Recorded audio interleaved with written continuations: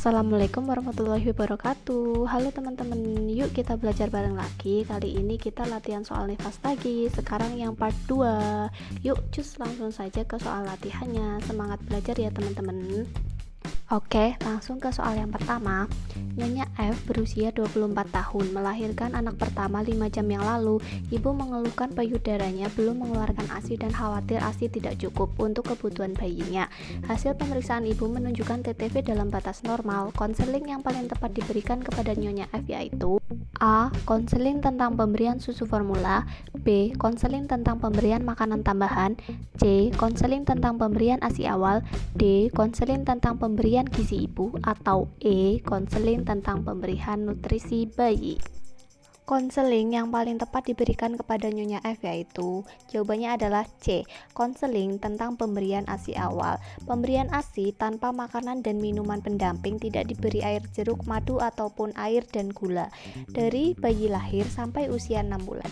Di sini manfaat ASI itu banyak, yaitu kaya akan nutrisi, memberikan daya tahan tubuh, meningkatkan kecerdasan bayi, meningkatkan jalinan kasih sayang antara ibu dan bayi, penghematan biaya karena tidak perlu membeli susu formula, sebagai obat-obatan, tenaga dan sarana kesehatan. Tenaga ibu menjadi hemat karena langsung menyusukan si bayi, dan sarana kesehatan untuk bayi karena mendapat bonding attachment.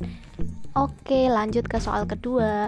Nyonya Z berusia 27 tahun, baru saja melahirkan anak pertama 2 jam yang lalu. Ibu mengeluhkan perutnya mules. Hasil pemeriksaan menunjukkan tanda-tanda vital normal.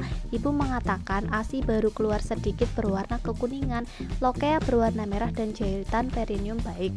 Perut mules yang dialami oleh ibu dikarenakan proses apa?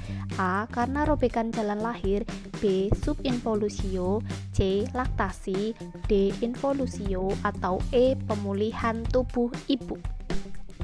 Perut mules yang dialami oleh ibu dikarenakan proses, yaitu D. Karena involusi. Ibu di sini mengalami proses pengembalian uterus ke bentuk semula atau kondisi sebelum hamil. Cus, lanjut ke soal ketiga. Masa nifas terbagi menjadi beberapa tahapan. Masa segera setelah plasenta lahir disebut apa? A. Letting go, B. Immediate postpartum, C. Late postpartum, D. Early postpartum, atau E. Puerperium dini. Masa nifas terbagi menjadi beberapa tahapan. Masa segera setelah plasenta lahir disebut dengan immediate postpartum. Di sini tahapan masa nifas terbagi menjadi 3. Yang pertama, immediate postpartum atau segera setelah plasenta lahir, yang ditandai seringkali diikuti oleh perdarahan dan batas waktu sampai 24 jam.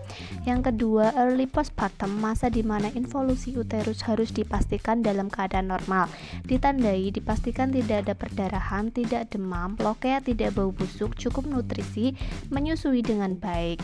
Di sini waktunya 24 jam hingga 1 minggu. Dan yang ketiga adalah masa late postpartum atau masa konseling KB yang terjadi di waktu 1-5 minggu.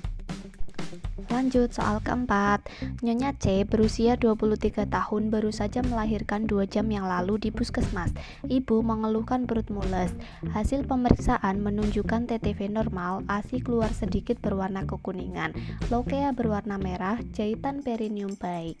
Pada kasus Nyonya C terjadi periode laktasi yang disebut A. ASI peralihan, B. ASI eksklusif, C. ASI kolostrum, D. ASI matur, atau E. ASI transisi. Pada kasusnya C terjadi periode laktasi yang disebut dengan ASI kolostrum karena ibu baru saja melahirkan 2 jam yang lalu. ASI kolostrum yaitu cairan kuning dan kental yang keluar pada hari pertama sampai ketiga, yang mengandung imunoglobulin, energi, dan protein yang sangat bermanfaat untuk bayi. Untuk jawabannya lain kurang tepat karena ASI peralihan merupakan ASI yang keluar pada hari ke-4 sampai ke-10 atau pada masa peralihan dari kolostrum hingga ASI matur.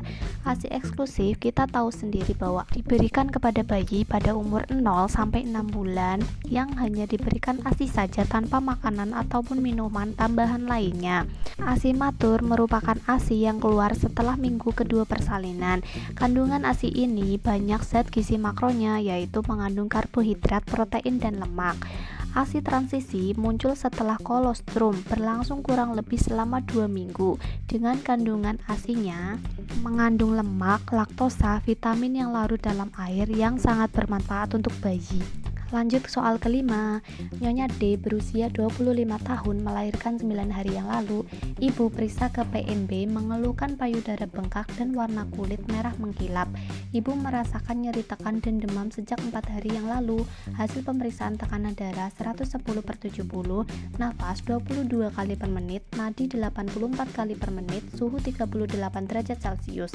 Payudara ibu terlihat keras dan merah, uterus tidak teraba, pengeluaran per vaginam darah berwarna kuning kecoklatan, dan diagnosa yang muncul pada kasus Nyonya D di sini yaitu A. Infeksi payudara, B. Mastitis, C. Abses lokea, D. Abses payudara, atau E. Bendungan payudara.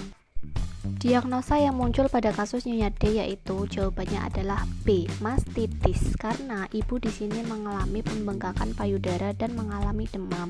Sedangkan untuk jawaban yang lain yang abses payudara, suhu ibu meningkat dan payudara bengkak serta sampai mengeluarkan nanah.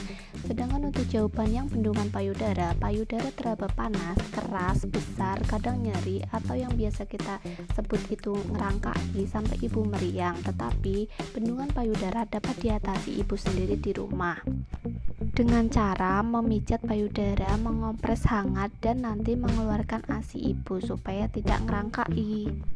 Oke teman-teman, sekian belajar bareng kita kali ini. Apabila ada pertanyaan, kritik, atau saran, monggo dipersilahkan ya teman-teman.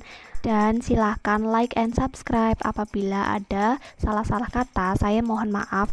Terima kasih. Wassalamualaikum warahmatullahi wabarakatuh.